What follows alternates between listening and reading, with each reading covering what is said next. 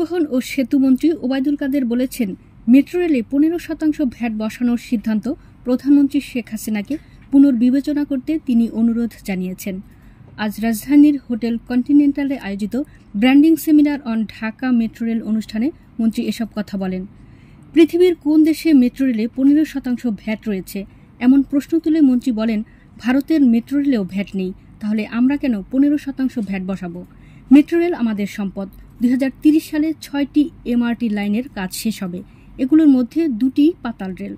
প্রধানমন্ত্রী শেখ হাসিনা যে পরিকল্পনা ঢাকার, সেটারই অবিচ্ছেদ্য অংশ।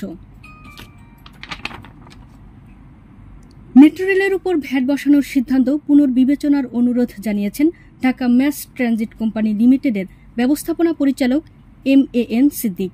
তিনি বলেন, 15% ভ্যাট ধরা হলে DMTCL এর উপর চাপ বাড়বে, তখন এটা যাত্রীদের কাছ থেকে আদায় করতে হবে।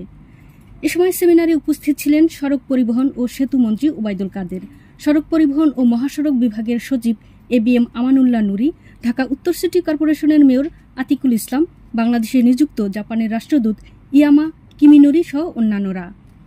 নিউজ ডেস্ক, সুমনা, ভোরের আকাশ।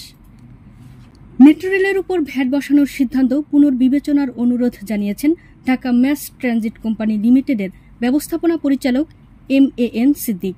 তিনি বলেন, 15% ভ্যাট ধরা হলে DMTCL এর উপর চাপ বাড়বে, তখন এটা যাত্রীদের কাছ থেকে আদায় করতে হবে।